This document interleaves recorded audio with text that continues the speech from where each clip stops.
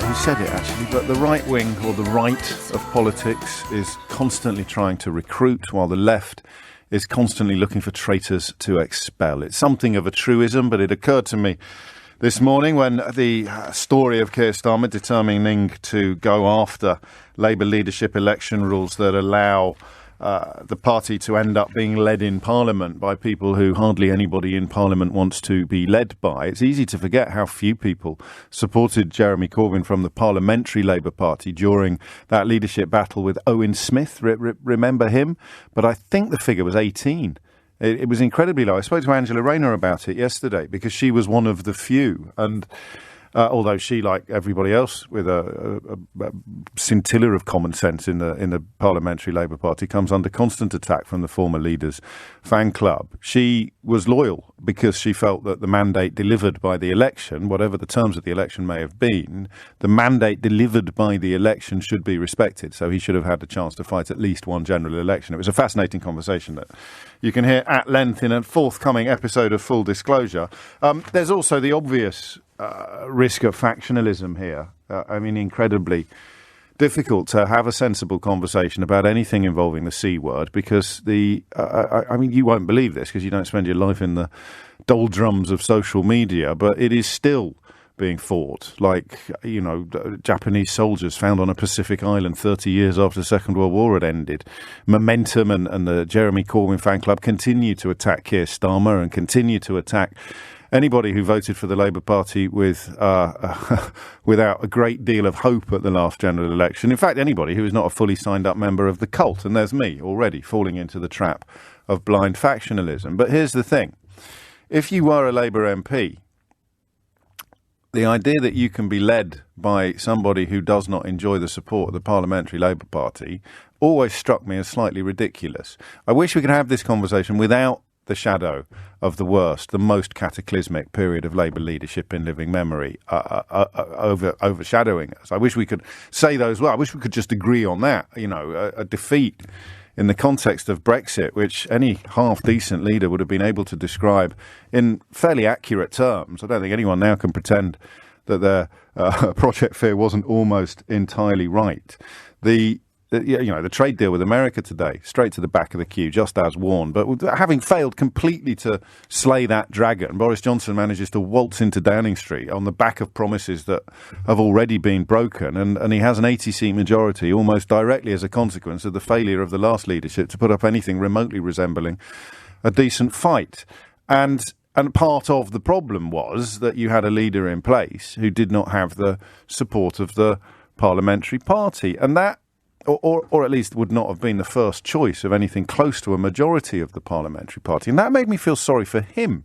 It must have been a very lonely path that he ploughed, enjoying the huge support of the sort of Trotskyists and Socialist Worker Party-infested local constituency parties, but not enjoying the support of hardly any of the people that the average member of the public could name as a representative of the Labour movement. The other reason I hated the idea was the way that they queued up almost immediately. These new rules were brought in to say things like, you'd get really nasty right-wing people saying, well, I'm going to join, I'm going to pay to join the Labour Party, and I'm going to cast a vote for whoever I think is least electable. I don't know how big a role that played, but it demonstrated a fairly big flaw in the system.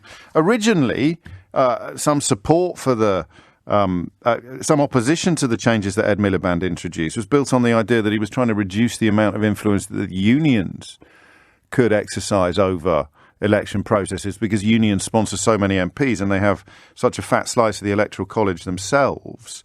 But Sir Keir Starmer now wants to return to an electoral college where ordinary Labour Party members account for a third of the votes in a future leadership contest.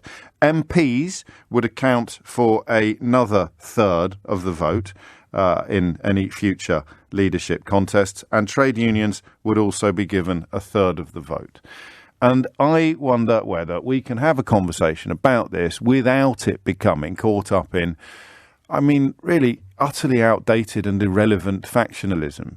I see people I like and respect already going in with all guns blazing to attack this proposal, because I think it's probably naive of me to think that we can do it without constant reference to the C word, because what this looks like is an attempt by Sir Keir Starmer to make sure that the Labour Party can never again go into a general election led by a complete clown. And then, of course, everybody of a different view would be absolutely outrageous if the Labour Party is structured in such a way that we can never go into another general election led by a genius stroke messiah stroke political god such as Jeremy Corbyn. So I don't know how we're going to do that. It's not your problem, it's my problem. I hope you'll ring in and join the conversation, but the problem here is one side of the argument is going, we can't go into another general election led by an absolute joke, and the other side is going, we can't allow the Labour Party to keep out geniuses like Jeremy Corbyn from the leadership, despite the fact that nobody actually elected to be a Labour MP wants him to be in charge of the party. And that's the problem. So who are the most interesting people to talk to today? One side or the other side? 0345 60 60 973 is the number you need. If you are someone who didn't vote Labour last time, but might do next time, if you are someone whose vote is, in other words, winnable, if you are somebody who is swingable, if you are somebody who recognises the reality of there being no point having a mind if you never change it. These are the strangest times politically. Keir Starmer's failure to land anything remotely resembling a punch upon the current Prime Minister is objectively incredible. I attribute a huge amount of it to the ridiculous biases of the newspaper industry in particular, and where the newspapers lead the rest of us, whether we realise it or not, often follow. But he doesn't get anything like as hard a time as Ed Miliband did before him, or indeed in some ways as Jeremy Corbyn did. So and again, the lens of Brexit has still distorted and corrupted almost everything. Whether you're in favour of it or against it, you have to recognise that we're living in a very strange and distorted universe. The conversation on Newsnight last night involving the congressman who actually sits on the committee about that decides and signs off on international trade deals, saying one thing, and Daniel Hannan, do you remember him? They've still got the front, these people, to pop up and say, well, yes, I mean, he may sit on the actual committee. He may be a congressman, an American congressman who sits upon the American committee deciding upon what trade deals America is going to do, but I'm Daniel Hannan and I know better. It was heartbreaking to see, and the poor fellow, the congressman, has had to put out a little tweet this morning explaining why this position is absolutely ridiculous. We have the same level of trade with America as an individual country that Vietnam does. Vietnam. So the idea that we were ever going to be anywhere near the front of the queue on our own was ridiculous all along. That's what I mean by the distorting lens. It was still front page news that it was going to be brilliant. We're going to be number one. Daily Express relatively recently still saying that, as if the country with whom you have 2.5% of your total trade is ever going to be a priority, as Barack Obama tried to explain, but he got shouted down by racists.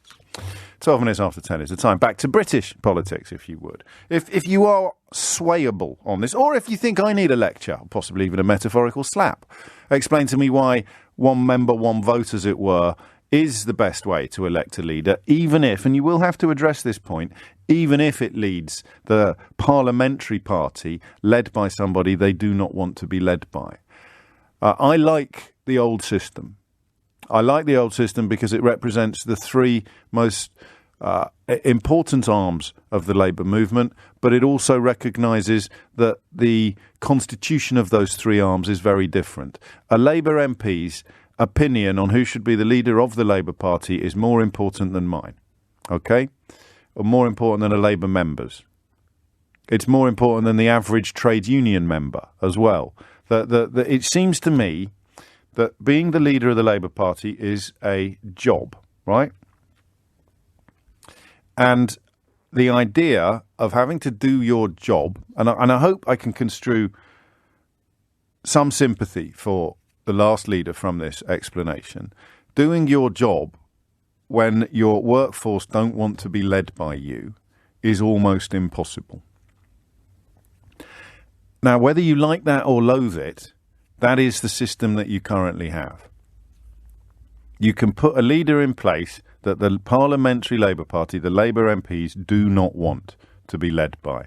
And that leads to the madness of the last 4 years in the Labour movement, or certainly 2015 to 2019, those 4 years. I know an awful lot of people still feel that Corbyn was the king across the water, and if only people had given him another chance, he could have turned the oil tanker around.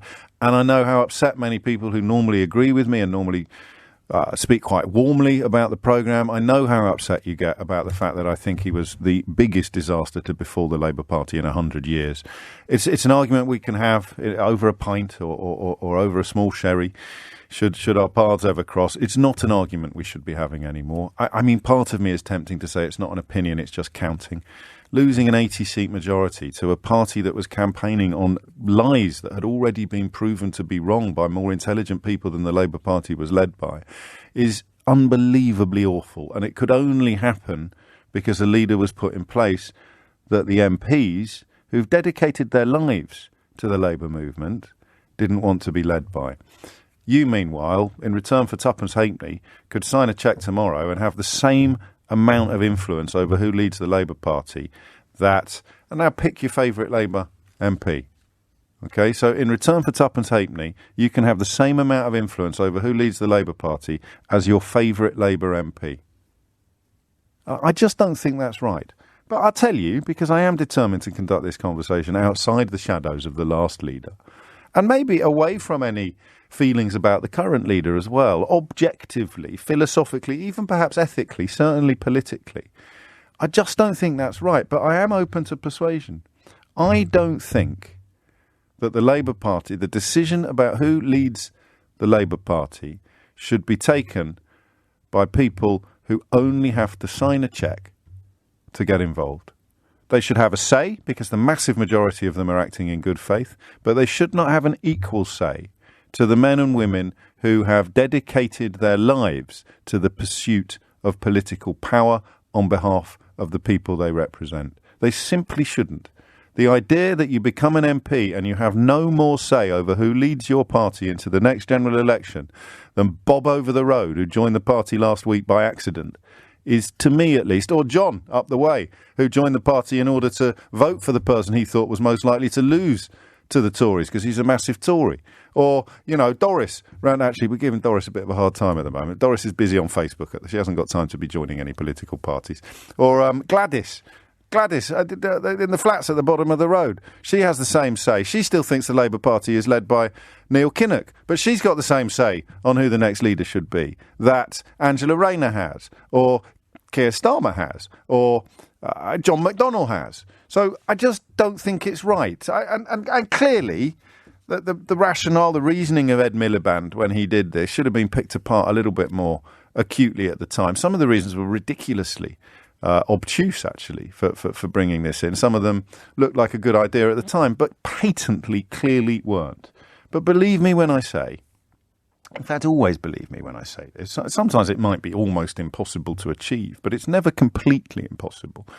To tell me why I'm wrong, why you should have an equal say in who leads the Labour Party and then insert your favourite or your least favourite Labour Member of Parliament. There's a reason why the Tories are regarded as a party that will really stop at nothing in its pursuit of power. It will defenestrate leaders if they think they're not going to perform at the next general election. Ian Duncan Donuts never got to fight a general election, remember? He never got to fight one. They got rid of him before anybody went to the country because his true colours had become clear. We allow in this country, or we see in this country, the opposition regularly, the Labour Party regularly, giving people a second crack of the whip after they've dropped it the first time. And, I quite like that. It seems generous. It seems human. Everyone deserves a second chance. But when the stakes are this high, really? 0345 60 973. Just a quick example. I won't be doing much of this. Your hate and disrespect of Corbyn is blatantly obvious. How can you call yourself impartial?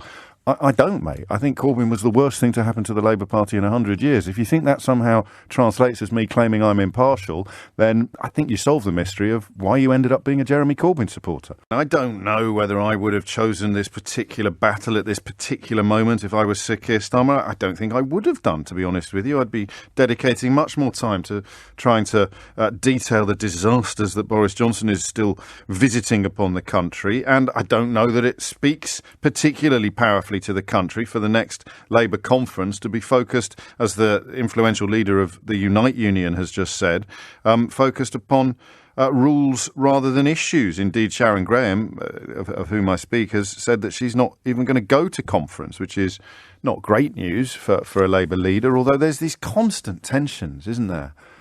The unions have too much influence over Labour. The members have too much influence over Labour. And, of course, if you are part of what I see to be the problem, you would argue that the MPs have too much influence over the Labour Party. I just find it hard to understand how anybody could think the most important voices in the context of who leads the party would be the generals, the MPs. I don't know. Yeah, you're welcome to disagree. John's in Muswell Hill. John, what would you like to say?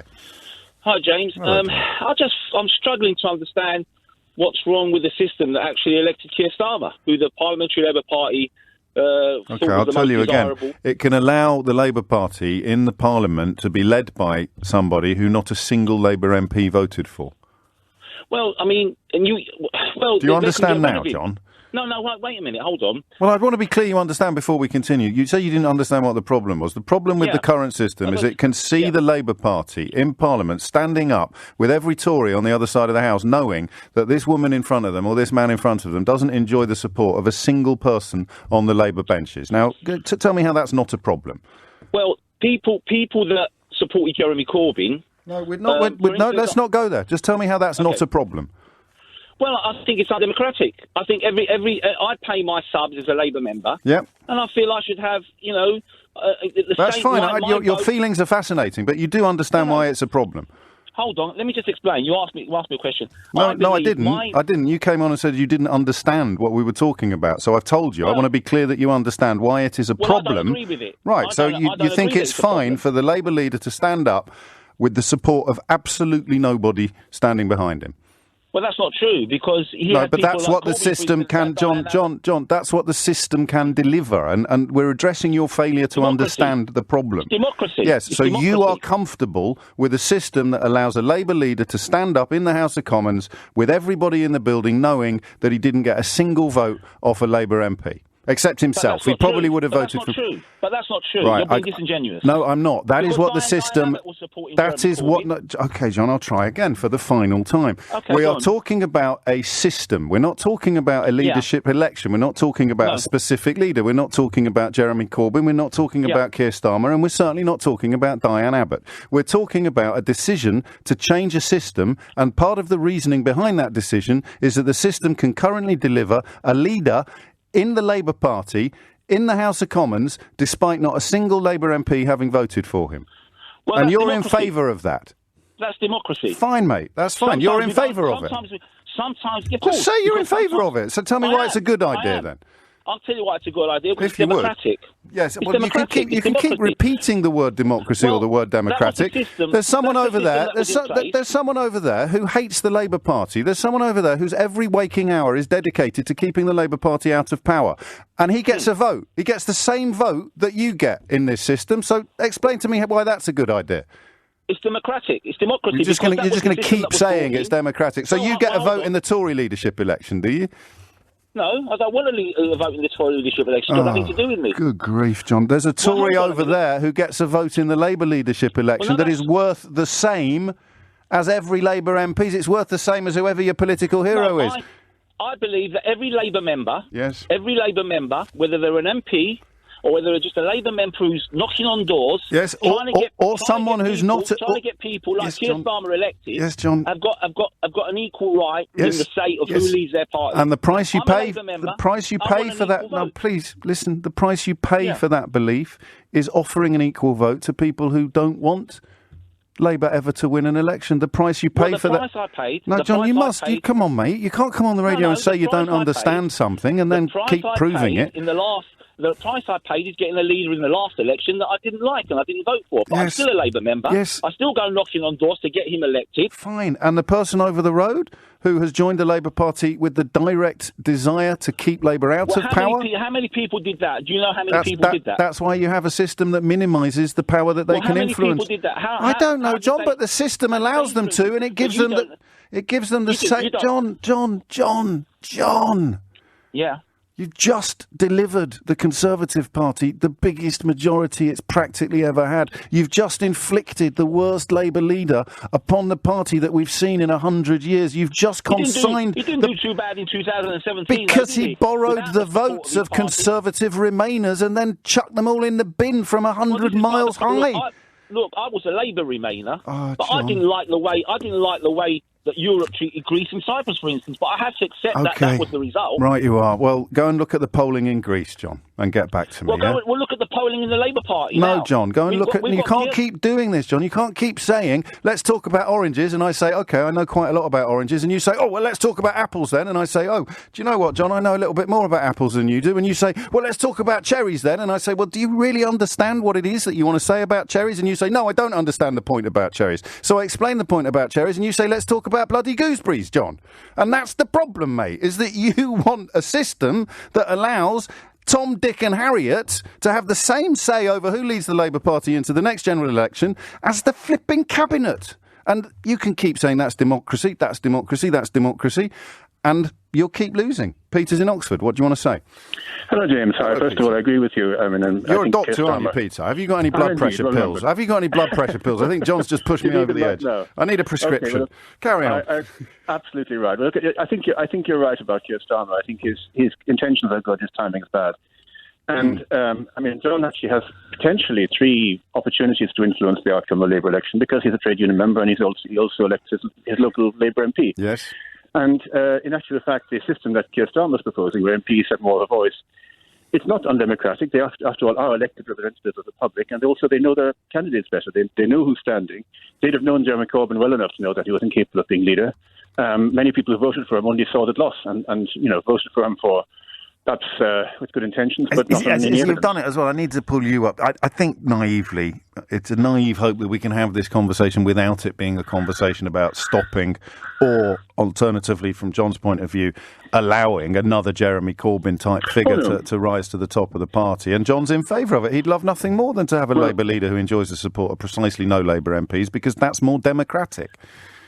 Well, you're quite right, James, but I say it only because you made your comment about Jeremy Corbyn earlier. Yeah, no, I agree with you. I agree with you about that. But let me say, I think it's unfortunate this is all happening before a Labour Party conference. Yeah, I do too. To call up the government. The government is behaving in so many undemocratic ways, and it's taking away our rights in terms of the electoral bill and the police and crime bill and so on. All of those things are happening. That's what we should be talking about, instead of 2 Labour Party members appearing on Newsnight arguing among themselves in the most vigorous terms. Oh, it is John McDonnell to tell us what he thinks. Why are you talking to John McDonnell about this? So, on the timing issue, if I were to defend what Keir Starmer has done, if I were paid to defend him, because I don't think this is coming from the heart, he wants to assemble a party that can actually crack on with the business of battling the Tories.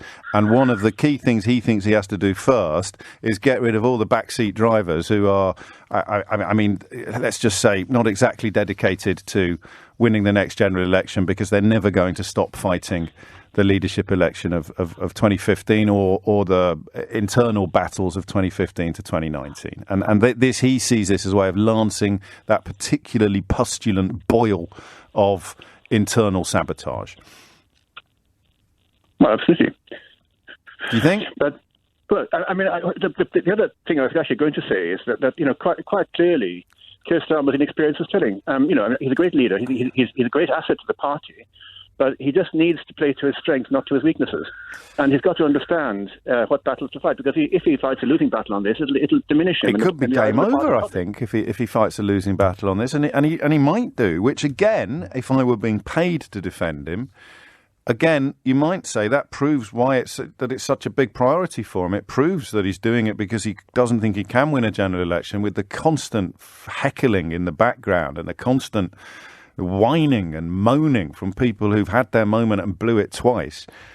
He needs to get rid of as much of that constituency as he can, and if he fails, then that's it. At least he's tried. If he loses, I don't know. I don't watch things closely enough to make any sweeping statements here, but if he loses this, which is far from impossible, I wonder whether that is edging ever closer to the end game. Thank you, Dr. Peter, and I look forward to getting the prescription in the post.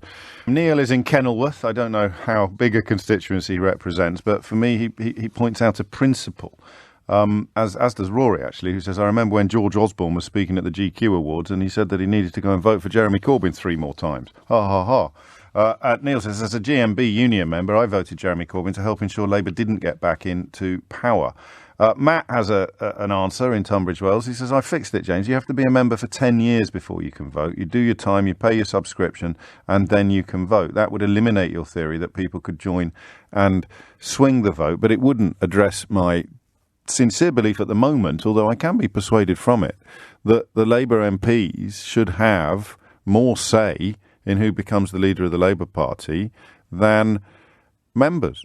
And not least because anyone can become a member. So it's a small part of my objection, the sort of Trojan horse argument. It's a flaw that is reduced by the Electoral College that Keir Starmer wants to return to.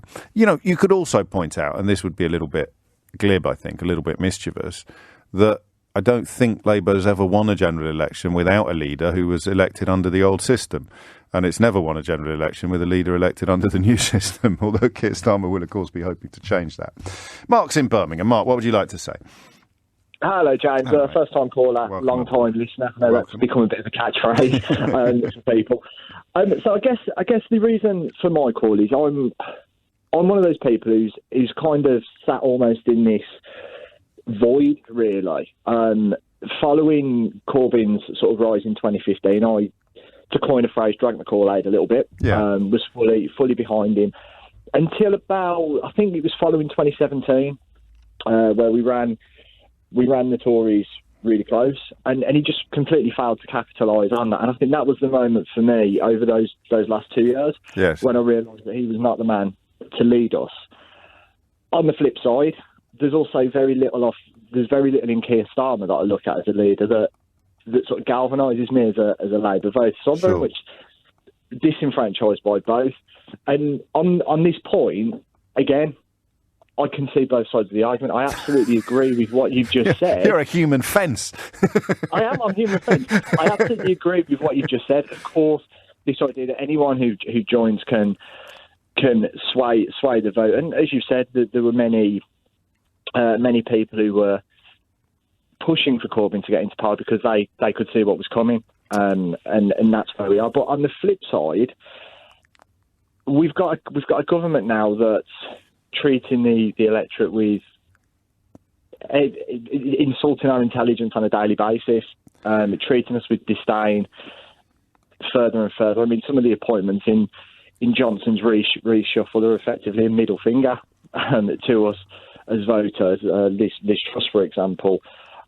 And I think by the message could be to members is that not as interested in what you've got to say, and the risk is that's going to further alienate voters like myself, who Starmer should be reaching out to and saying, "Get behind us, get behind the party. Let's go and win the next election." You can't. I don't know how closely you follow things, but these people are not reachable. They are still fighting battles that are, and I don't know how many of them there are, broadly speaking, but in the context of the Labour Party and the self-obsession of the Labour Party and the internal battles of the Labour Party, they're a very loud and noisome movement, and they are absolutely bonkers, mate. It pains me to say this, but I know a few myself. They are bonkers. I started playing a game on Twitter a few years ago where I'd get some absolute toxic, pant-wetting gibberish, and I could retweet it, and I'd say, is this from a Corbynite or is it from the far right? And it became impossible to tell the difference. They both hate having that pointed out, and then I give them another example, and they genuinely can't tell the difference. So that is the problem here, is that he is trying to lance those boils, and collateral damage perhaps will be people where you are who'll be thinking, well, I feel now that I'm being squeezed out. The volume of my voice is being turned down by this leader, and I don't like that. But it's not being turned off. The massed ranks of the membership will still account for a third of the electoral college, but MPs as individuals will have louder voices than members do. I just don't think, mate, it's fair to ask somebody to stand up in Parliament every Wednesday to speak for the party to the nation every day, who everybody knows doesn't enjoy the support of all of his key, or almost all of his key personnel.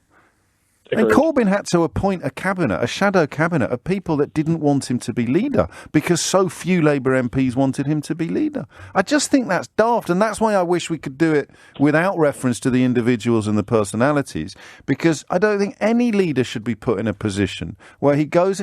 It's like sending someone into battle with all the knights lined up on the horses behind him, muttering about how rubbish he is. That's a crap horse he's on there, and look at his rusty armour. He's rubbish, he is. And they're probably telling the truth. It is a rubbish horse, and it is rubbish armour, but he's the one leading them all into battle. They're unlikely to win, Mark. No, I agree with you completely. And as I said, I very much became one of his biggest critics following...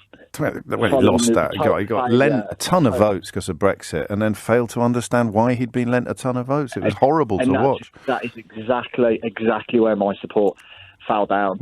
As it become more and more apparent what Brexit was going to mean for all of us. More and more important to challenge it so that the red wall didn't end up falling for a bunch of nonsense that's now falling apart like a cheap suit. Every day you turn on the telly and you see another Project Fear explanation validated and vindicated, but there's no prizes. Exactly that. No prizes. Exactly that. And then there's the flip side of it. There's very little that I've seen from Starmer that's sort of... Yeah, same. No, I'm far from. I mean, crikey. But pumped, for want of a better phrase. Yeah, I like that phrase. I don't think there is a better one. It's a bit Biden-Trump, actually. It's a bit, because the support for Trump was so stupid and so slavish, there's a tendency for sensible people to move too far to the extreme in their support for the alternative. So thank God Corbyn's not in charge anymore. That doesn't make you a fully paid up member of the Keir Starmer fan club. We need to get back to a place. I think this is true in American politics as well. Joe Biden, deeply disappointing in many areas. But, 100%. Having Orville the Duck in the White House would, for anyone with a scintilla of morality, be preferable to having Donald Trump there. But you have to remember what it's like to criticise politicians who you are broadly supportive of. And Starmer, I think, suffers a bit from that tendency. He's not getting enough constructive criticism. I think potentially people like Starmer and Biden, as well as a few other Labour MPs, are victims of the, I'll use your word, the footballification of politics now.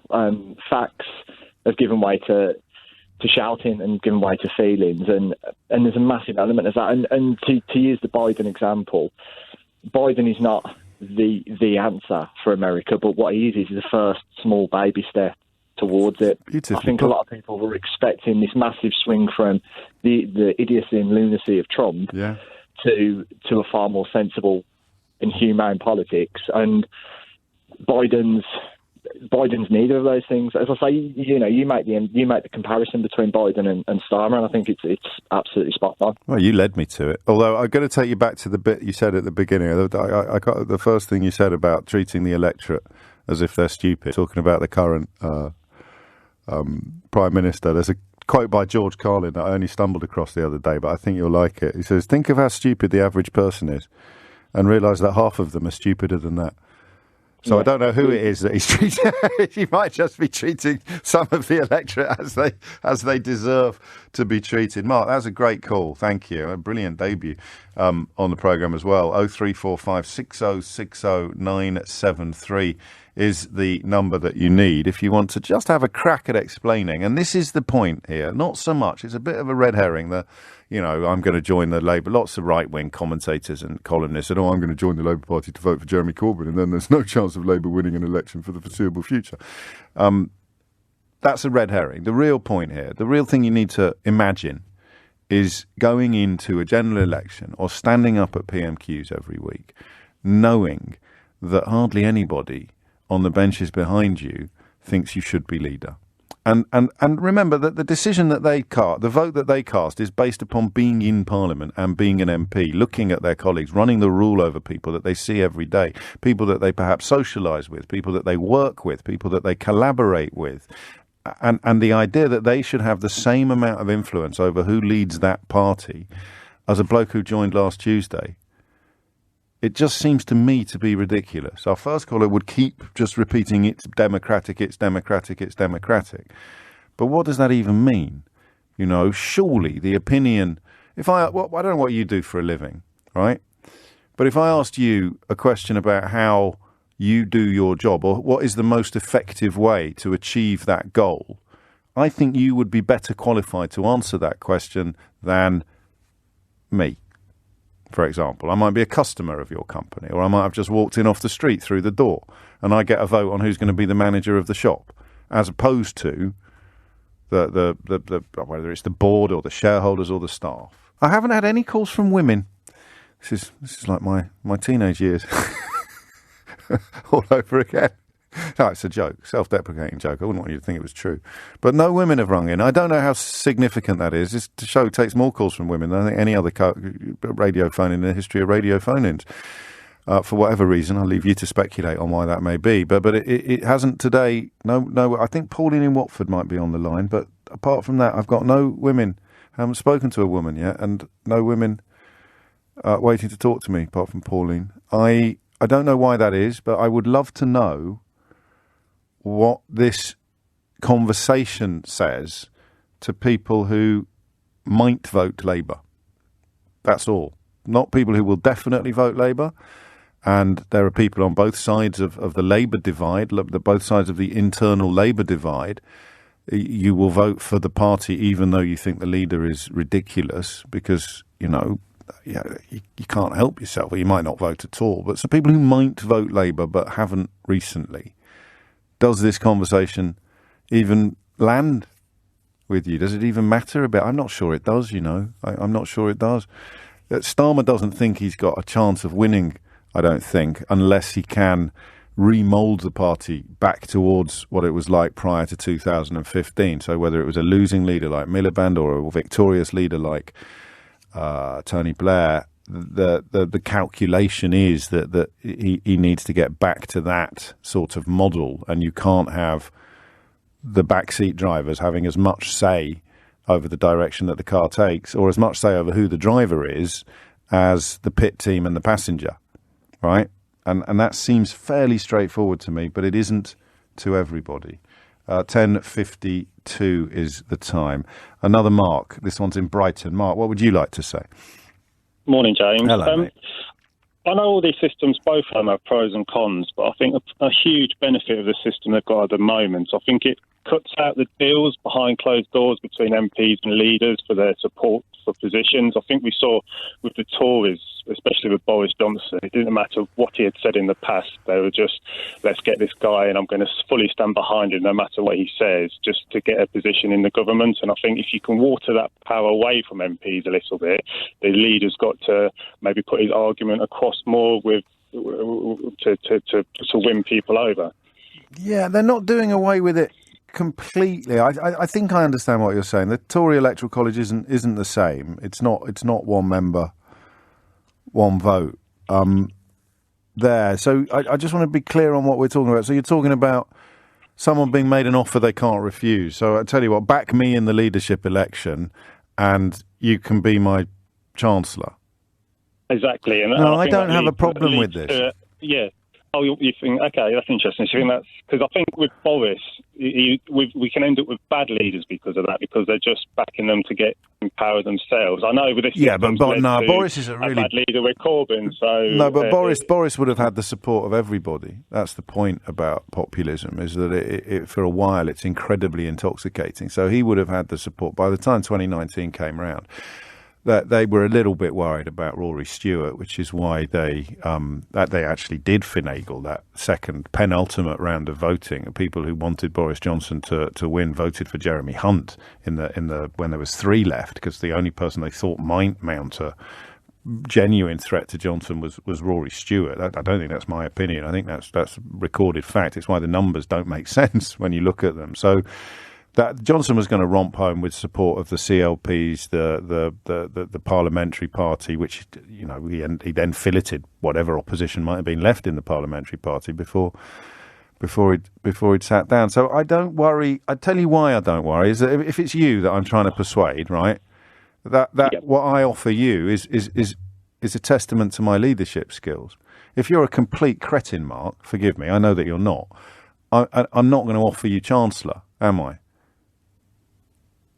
I don't know. And I can only offer you one job. There are plenty of cretins in the cabinet at the moment. So. Yeah, but I don't know that the question of whether the Labour leader should be put in a position where everybody knows he doesn't enjoy the support of the Labour Party in Parliament. I think that's a no-brainer, isn't it? I mean, 54 minutes into the conversation, I'm a lot stronger of my opinion than I was at the beginning. You can't do it again. We can't send you, Mark, into battle again with all your lieutenants and your generals. In my view, correctly, not in your case, but in the case of the only example that we've got at the hand, all of your most senior military personnel think you're the most useless imaginable leader, and you're leading us all into battle. It's nuts. It's not fair on you, and it's not fair on the senior military personnel. But then I suppose the same could be said for the members of the party do all the footwork and everything else. Yeah, I mean, they're not being excluded. They have, as a collective body of humanity, they have the same say as the collective body of MPs says. That's a huge influence on electing the leader. It is slightly weighted towards the MPs at the moment. It's massively weighted towards the MPs, but it should be. That's my argument. I'm not hearing anything to dissuade me from that. Yeah. Yeah, but the system at the moment is weighted towards the MPs. But no, it's not at the moment. It's not at the moment. Well, they have to nominate somebody for the party to vote on, don't they? So they have a say in that. So maybe that's your backroom deals, isn't it? This is a thing that you're supposed to be guarding against. You go, hey, nominate me for it, and I'll give you 50p. Exactly. It's an interesting balance because I think it's so unique with the Labour Party because it's so split. No matter what system you have, you're either going to have the MPs coming out with more power, which you think is a good thing because that backs up the leader in Parliament, but then you're in a situation where the membership doesn't back up the leader, or you're in a situation where I'm enjoying the way round. No, you make some excellent points, but I've got a card to play in return to that. The only reason the Labour Party is so split and so riven with factionalism is because the current leadership system allowed in the most divisive figure in the history of the Labour movement. Most accidentally divisive figure. I mean, the problem with Corbyn is he's an empty pot. People can pour into him whatever they want. So it's the furies and the bitterness on both sides that Corbyn ends up being a lightning rod for. So all of the factionalism and the division, Kinnock got rid of it. And Corbyn brought it back. So Starmer's first job is to get rid of it again. There you go. Hey, that makes sense. Yeah, it's a good argument. It just feels like to sort out the Labour Party, you've got to reduce the say the members have, and that feels uneasy. Yeah, to me. I guess it does philosophically. But you're reducing it back to what it was before, and to put your mind at rest, the system we had before delivered victories. The system we've got now hasn't so far, and it has also delivered the factionalism and the splits that we both see as being the major threat to any Labour leader, any Labour Party for the foreseeable future. So Starmer would see this, and whether it turns out to work or not is a matter for the ages, as a way of trying to do what Kinnock did to the militant tendency. He's trying to do to what we could call the momentum tendency. Pauline's in Watford. How do you feel about tokenism, Pauline? I'm not sure how I feel about tokenism. Because I've got a horrible feeling. I don't know. With my limited understanding of liberal democracies, yes. I believe that the old method is the better way, even though I joined the party to vote for Corbyn on his record of anti-war because I'm anti-war largely and anti-nuclear weapons. Yes. Therefore, that's why I wanted him in power. But he has so miserably failed in his leadership and the terrible failure that happened to Labour. We have to go back to what worked better before in my presumptuous analysis. And I'm talking as somebody who is just an observer rather than really deeply involved in understanding politics. Yes. And in actual fact, if I were Sir Keir Starmer, I would not give Mr. Corbyn back the whip, because not only did he fail as a leader in that terrible election, but he did a terrible own goal after that report that came out, where he should have been totally apologetic for what had been proven. You mean the EHRC report into anti-Semitism in the party? That level of arrogance proves, that was even heartbreaking. Though that was I believe disgusting. he's a competent MP. Yeah, a competent constituency MP. A competent constituency MP. He was promoted above his skill level. And the system that promoted him is the system that Keir Starmer is trying to change in order to avoid a repeat of that disaster. Yes, and I believe he has to, because that disaster has put these people in power, these extremely... Well, I mustn't start. No, well, you can't. We were going to run out of time. But I get the picture, and thank God you're here, Pauline, because you've managed to dilute the testosterone levels of the first hour of the programme, and rather beautifully as well. Because in many ways, you're the story we've been discussing. You joined the party to vote for Corbyn, and now you regret that the system allowed you to succeed. Yes, unfortunately, because that man was approved above his level of competence. It's a menace. I know we are not perfect, and I know we all make mistakes. Yes, but I'm afraid he was a mistake, and the thing that allowed him into power was a mistake. Well, that's it. I can't believe you brought that in bang on 11 o'clock. That's all right, print it. That's what you say, isn't it? Print that. That's it. We've done it. I'll just finish with reference to the judgment, the anti-Semitism references that Pauline made, because this came in from Georgina. Hey, James, I'm a woman. I'm a mum. I'm Jewish. Labour made me fear. I'm a central liberal thinker. I don't feel safe enough yet to vote for Labour. I was so excited when Keir Starmer became leader. Now I'm annoyed that over the last 18 months he's only moaned about Boris Johnson instead of offering any other solutions. There's a lot to unpick there, but I'll tell you now, the people who spend their lives on social media defending the great Messiah don't believe you exist. Or if they do, they think that you are lying, or they think that you are part of a conspiracy, and they lack the common decency to realise that whenever they criticise positions like Georgina's, they are indulging in anti-Semitic tropes. And that's part of the reason why this is such a frustrating conversation. It's still happening. If you're not going to take the judgment of an organisation founded by the Labour Party to battle bigotry and racism, that found the Labour Party to be at huge fault, and the leader dodged it, refused to properly acknowledge it, then you're destined forever to be stuck on that South Pacific island fighting a war that ended 30 years ago.